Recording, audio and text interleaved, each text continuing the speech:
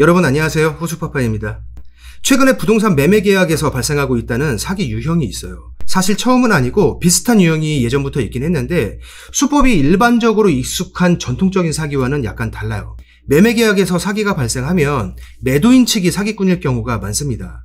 사실 매도인도 아니죠. 가짜죠. 소유자인 척하는 사람이 매도인 행세를 하면서 계약금이나 중도금을 받고 잠적하는 그런 경우. 매수인이 피해자인 경우가 많았는데 이 유형은 반대로 매도인 측이 피해자고 매수인 측이 사기꾼이에요.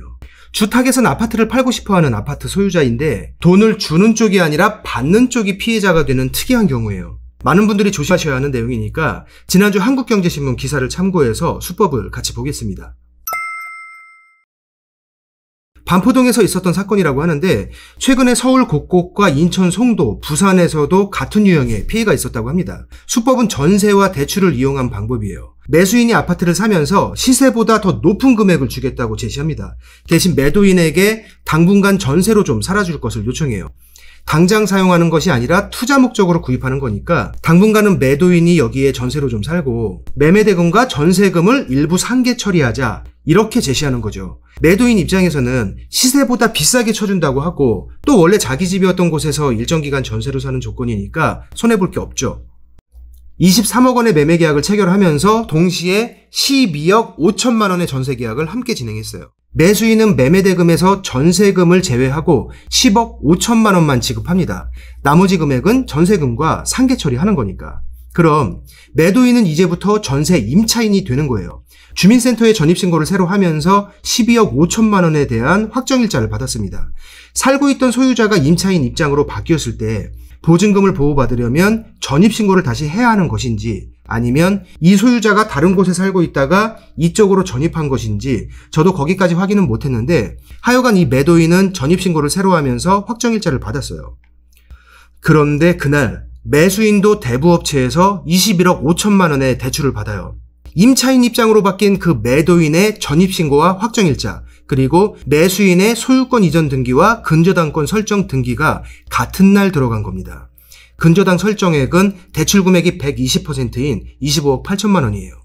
전입신고 더하기 확정일자, 근저당 설정 등기 접수 둘이 같은 날 접수되면 어떻게 되죠? 전입신고의 대항력은 접수한 다음 날 0시부터 시작하고 근저당권의 효력은 접수한 당일부터 시작하기 때문에 근저당권이 이기죠. 23억 원에 매매된 아파트에서 25억 8천만 원짜리 근저당이 전세금 12억 5천만 원보다 선순위가 됩니다. 그리고 이 매수인은 잠적해버리는 거예요. 만약에 이 상태에서 매수인이 이걸 해결하지 않고 아파트가 경매 넘어가면 원래의 주인이었던 그 전세권자는 전세금 대신 상계 처리했던 12억 5천만 원을 한 푼도 못 받겠죠. 시세가 20억 원이 넘는 자기 아파트를 팔면서 10억 5천만 원만 받은 상태로 물러나야 하는 거예요. 이런 상황이 벌어지는 건 두 가지 때문인데 첫째로 대부업체는 대출 규제가 없어요. 은행에서 담보대출을 받을 때는 LTV와 DTI에 제한이 있습니다. 특히 규제지역 같은 경우에는 대출 한도가 굉장히 낮죠.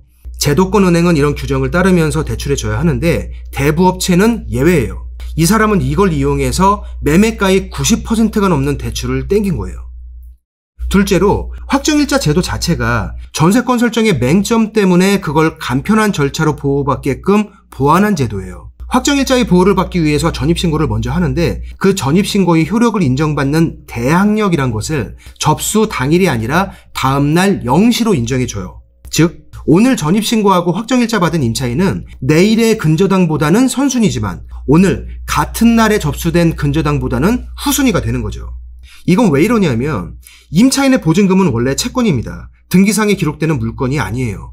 그런데 이걸 등기상에 표시되는 근저당권과 똑같이 취급해 준다면 역으로 근저당권자들이 선의의 피해를 볼 수 있어요. 예를 들면 은행 같은 저당권자들도 나중에 돈 회수하는데 지장이 없는지 다 확인하고 빌려줍니다.